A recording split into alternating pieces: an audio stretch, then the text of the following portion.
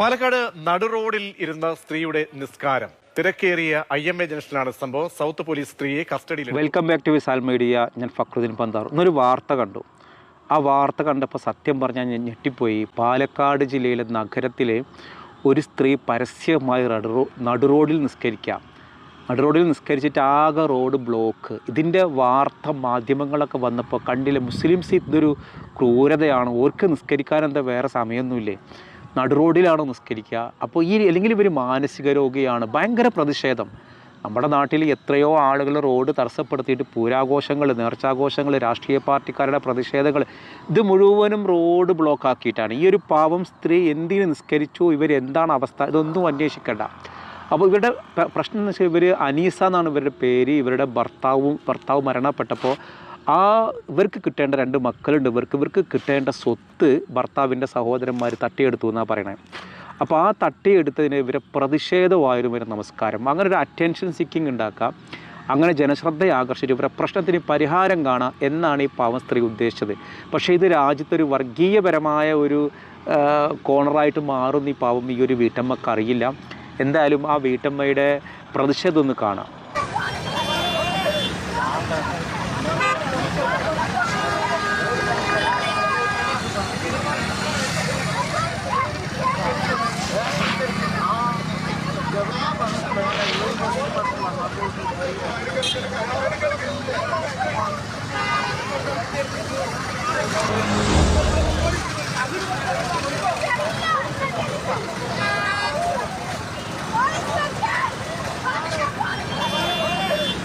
ഞാൻ 100 അല്ല 200% ഈ സ്ത്രീക്കൊപ്പാണ്. പല സ്ത്രീകൾക്കും പല കുടുംബങ്ങളും ഭർത്താക്കന്മാരും മരിച്ചാലേ പല കാരണങ്ങൾ പറഞ്ഞ് സ്വത്ത് തട്ടിയെടുക്കുന്ന കുറേ സംഭവങ്ങൾ ഉണ്ടാവുന്നുണ്ട്. പാവം ഈ സ്ത്രീ കരുതിയത് എന്താണെന്നറിയോ?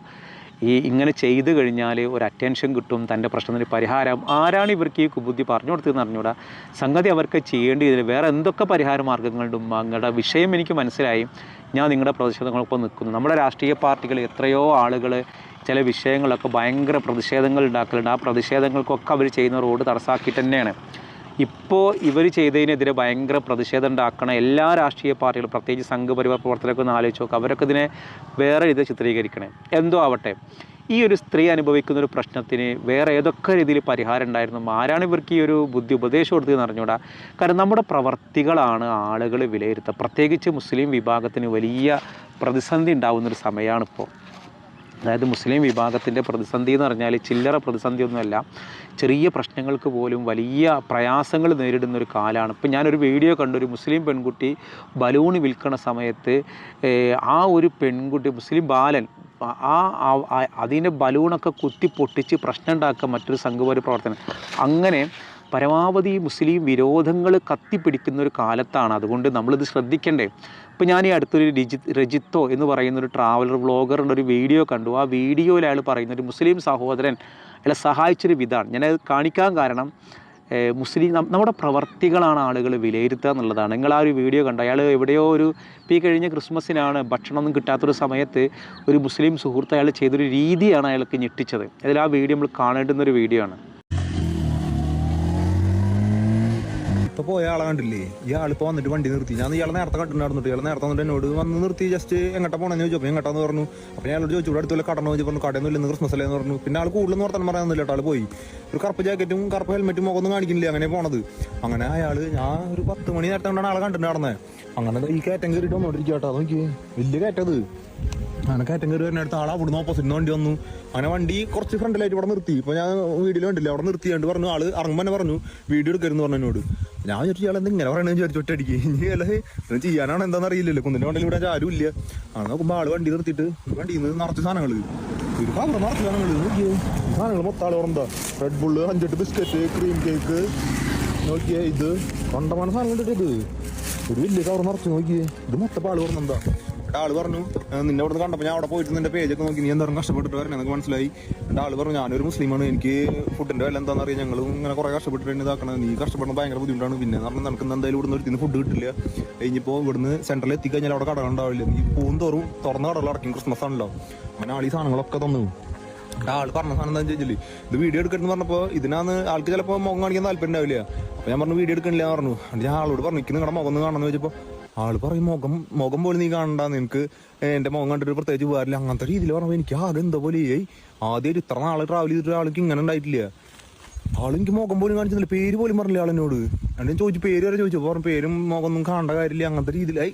ചൂടായിട്ടില്ല കേട്ടോ, അങ്ങനെ സ്നേഹത്തിന്റെ പേരിലാണ് ആൾ പറഞ്ഞു, അങ്ങനെ മുഖമൊന്നും കാണേണ്ട കാര്യമില്ല, ആൾക്കാരും താല്പര്യമില്ല, അങ്ങനത്തെ രീതിയിൽ കൊണ്ട് ആൾ ഒറ്റ പോയി. അതെന്തോ മറ്റേ കൊണ്ടടിക്കുന്നേ ഇങ്ങനത്തെ ആൾക്കാരെന്ന് പറയുമ്പോൾ സാധാരണ ഒരു ആൾക്കാർ വരാഞ്ചാലും ഇങ്ങനെ എന്തെങ്കിലും ചെയ്യാൻ ഫോട്ടോ എടുക്കണം, വീഡിയോ എടുക്കണം, അങ്ങനെ വേണ്ടി എടുക്കാൻ ഒരു 100-ൽ 150 75% ആൾക്കാർ അങ്ങനെ വീടിൻ്റെ എൻ്റെ അടുത്തേക്ക് വരുന്നത്. പക്ഷെ ഇങ്ങനത്തെ ഒരു അനുഭവം വല്ലാത്തൊരു സാധനമായിട്ട് കിട്ടിയിരിക്കുകയും എനിക്ക് ആകെ എന്തോ മറ്റേ സാധനം കിട്ടിയതായി.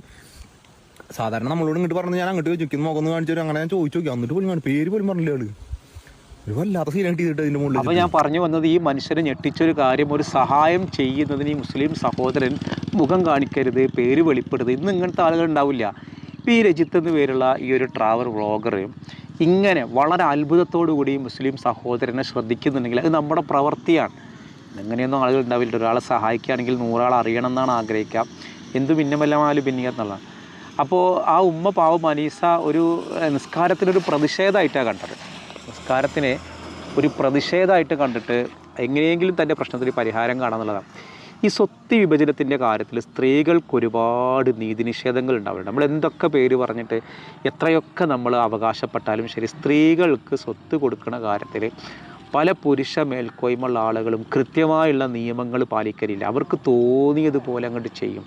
അപ്പോൾ നീതി നിഷേധിക്കപ്പെട്ട സ്ത്രീകൾ ഇതുപോലെ പ്രതിഷേധങ്ങളായിട്ട് രംഗം. ഇപ്പോൾ എത്രയോ സ്ത്രീകൾ പ്രതിഷേധിക്കാതെ വരുന്നുണ്ട്. ഇപ്പോൾ എന്നാലും ഇതിനോടൊരു സ്ത്രീ പറയണം, അവരുടെ ഭർത്താവ് മരണപ്പെട്ടു, ഇവർക്ക് 2 മക്കളുണ്ട്. പക്ഷേ ഭർത്താവിൻ്റെ ഉപ്പ ജീവിച്ചിരിപ്പുണ്ട്. പക്ഷേ ആ ഉപ്പ മരണപ്പെട്ടപ്പോൾ ഈ സ്ത്രീയുടെ കുട്ടികൾക്ക് സ്വത്തില്ല. അതായത് ആ സ്ത്രീയുടെ കുട്ടികളുടെ എളാപ്പാർക്കും മൂത്താപ്പാർക്കൊക്കെ സ്വത്തുണ്ട്. കാരണം ഈ സ്ത്രീയുടെ കുട്ടികൾ ഉപ്പ മരണപ്പെട്ടല്ലോ. അപ്പോൾ വല്യപ്പാൻ്റെ സ്വത്തിൽ ആർക്കും അവകാശമില്ല, ഈ ഒരു വാപ്പാക്ക് അവകാശമില്ല എന്ന് പറഞ്ഞിട്ട് സ്വത്ത് നിഷേധിക്കപ്പെട്ടു എന്ന് മാത്രമല്ല, അവർ ആ വീട്ടിൽ നിന്ന് പുറന്തള്ളപ്പെടുകയും ചെയ്തു. പല ഭർത്താക്കന്മാർ മരണപ്പെട്ട് കഴിഞ്ഞാലും സ്വത്ത് വിഭജനം നടന്നിട്ടുണ്ടാവില്ല. അതായത് വാപ്പാൻ്റെ സ്വത്ത് വിഭജനം നടന്നിട്ടുണ്ടാവില്ല. അപ്പോൾ ഈ സ്വത്ത് പേരക്കുട്ടികൾക്കോ ഭാര്യക്കോ കൊടുക്കാതെ പല ആൺകോയ്മകളും എങ്ങനെയെങ്കിലും പ്രതിഷേധങ്ങൾ അടിച്ചൊതുക്കലിൽ എന്തെങ്കിലും കൊടുത്തിട്ട് ഒഴിവാക്കാം, ആ രീതിയിലേക്ക് മാറാണ്. എന്തായാലും അനീസ എന്ന് പേരുള്ളൊരു ഉമ്മ ഭയങ്കര സംഭവമായിട്ട് റോഡ് പ്രതിഷേധം ഉണ്ടാക്കി. എന്തൊക്കെ പുലഭ്യങ്ങളാണ് സോഷ്യൽ മീഡിയ മുഴുവനും. അത് മുസ്ലിമീങ്ങൾ അധിക്ഷേപിക്കുന്ന രീതിയിലാണ്. അപ്പോൾ എവിടെയെങ്കിലുമൊക്കെ മുസ്ലിം വിഭാഗത്തിനെ അനുകൂലിക്കുന്നുണ്ടെങ്കിൽ ഞാൻ ആ വീഡിയോനെ ഭയങ്കര അഭിനന്ദിക്കും. അതിൽ പെട്ടതാണ് ഇപ്പോൾ ഞാൻ ആ പറഞ്ഞ ട്രാവൽ വ്ളോഗറുടെ വീഡിയോ. അതൊരു മുസ്ലിം സുഹൃത്തായതുകൊണ്ട് മദ്രസയിൽ കൃത്യമായിട്ട് പഠിച്ചതുകൊണ്ടും അയാൾക്കറിയാം ഒരാളെ സഹായിക്കണം, ക്രിസ്മസിൻ്റെ സമയമാണ്, കടകൾ തുറന്നിട്ടുണ്ടാവില്ല, കൃത്യമായി സഹായിക്കണം എന്ന് അയാൾക്ക് മനസ്സിലായി. പക്ഷേ ഇവിടെ ഒരു മുസ്ലിം സ്ത്രീയുടെ ഒരു പെരുമാറ്റം ഇത്ര വലിയൊരു രാജ്യവിരുദ്ധ പ്രവർത്തനമായി ചിത്രീകരിക്കാൻ കാരണം എന്താണെന്ന് അറിയാമെങ്കിൽ അതൊരു മുസ്ലിം ആയിപ്പോയി, നിസ്കാരമായിപ്പോയി എന്നുള്ളത് കൊണ്ടാണ്. എത്രയോ പ്രവർത്തനങ്ങൾ നമ്മൾ ക്ഷേത്രത്തിൻ്റെ ആഘോഷങ്ങൾ, നേർച്ചയുടെ ആഘോഷങ്ങൾ, രാഷ്ട്രീയ പാർട്ടിയുടെ പരിപാടികൾ, മതസംഘടന പരിപാടികളൊക്കെ നടക്കുന്നത് റോട്ടിൽ തന്നെയാണ്. അപ്പോഴൊക്കെ മണിക്കൂറുകളോളം റോഡ് തടസ്സം. എന്തിനും നമ്മുടെ പ്രധാനമന്ത്രി വന്നാലും മുഖ്യമന്ത്രി വന്നാലും അപ്പോഴും റോഡ് ബ്ലോക്ക് തന്നെ. എല്ലാത്തിനും ഈ ഒരു നിസ്കാരത്തിൻ്റെ പേരിൽ പാവം ഇവരെ വേട്ടയാടുന്നത് ശരിയല്ല. ഒരു പ്രതിഷേധമായിട്ട് നിസ്കരിച്ചുകൊണ്ട് ഞാൻ യോജിക്കണില്ല. പക്ഷേ അവരെ പ്രശ്നം എന്ത് ചെയ്യണം, അത് ശ്രദ്ധിക്കപ്പെടണം, അവർക്ക് കൃത്യമായുള്ള പരിഹാരങ്ങൾ ഉണ്ടാവണം. എനിക്ക് പേഴ്സണലി അങ്ങനെ തോന്നിയിട്ടുള്ളത്. ഞാൻ എന്തായാലും ഈ ഉമ്മയെ ഞാൻ കുറ്റപ്പെടുത്താൻ തയ്യാറല്ല. അവർക്ക് നന്മ കിട്ടട്ടെ എന്ന് ആശംസിക്കണം. ഒരുപാട് സ്ത്രീകൾക്ക് വരുന്നൊരു പ്രശ്നം തന്നെയാണ് ഇവർക്കും വന്നിട്ടുള്ളത്. സ്വത്ത് വിഭജനത്തിൻ്റെ പേരിലുള്ള പ്രശ്നം. എന്തായാലും അതിന് പ്രശ്നത്തിന് പരിഹാരം ഉണ്ടാവട്ടെ. എന്തായാലും ഇതിൻ്റെ പേരിൽ ആ സ്ത്രീനെ ഞാൻ കുറ്റപ്പെടുത്തില്ല. എന്തായാലും നിങ്ങൾക്ക് എന്താ തോന്നിയിട്ടുള്ളത്? ആ സ്ത്രീനെ കുറ്റപ്പെടുത്തണം, നിങ്ങളെ അഭിപ്രായങ്ങൾ കമൻറ്റ് ചെയ്യാം. ഇതൊരു പ്രതിഷേധമാണ്. ആ പ്രതിഷേധം അവർക്ക് അറിയാവുന്നൊരു മാർഗ്ഗത്തിൽ അവർ സ്വീകരിച്ചു. ഇനിയിപ്പോൾ ഇത് ഉത്തരേന്ത്യയിലൊക്കെ ഈ വീഡിയോ ഓടി എങ്ങനെ അറിയുമെങ്കിൽ കേരളത്തിലെ മുസ്ലിങ്ങൾ റോഡ് മുഴുവൻ നിസ്കരിക്കുകയാണ്. അവർക്ക് എന്തും ചെയ്യും. ഇവിടെ കമ്മ്യൂണിസ്റ്റ് ഭരണമാണ്, മറ്റേതാണ് മറിച്ചാണ്. കമ്മ്യൂണിസ്റ്റ് ഭരണം ആയതുകൊണ്ട് കുറച്ചൊരു ആശ്വാസമുണ്ട്, അത്രേ നമുക്ക് പറയാൻ പറ്റുള്ളൂ. ഇപ്പോൾ ഇവിടെ UDF ഭരിച്ചാലും ആശ്വാസം ഉണ്ടായിരിക്കൂട്ടാ. പക്ഷേ ഇവിടെ ഒരു സംഘപരിവാർ ഭരണമൊക്കെ വന്നുള്ള അവസ്ഥ ആലോചിച്ച് നോക്ക്, നമുക്ക് നിൽക്കക്കളി ഉണ്ടാവില്ല. ഈ വീഡിയോ ഒക്കെ മറ്റു സ്റ്റേറ്റുകൾ പ്രചരിപ്പിക്കുന്ന രീതികൾ നമ്മൾ പ്രതീക്ഷിക്കണ പോലെ ഒന്നും ആവില്ല. എന്തായാലും പടച്ചോൻ നമ്മളെ കാക്കട്ടെ എന്ന് പ്രാർത്ഥിക്കാനേ കഴിയൂ.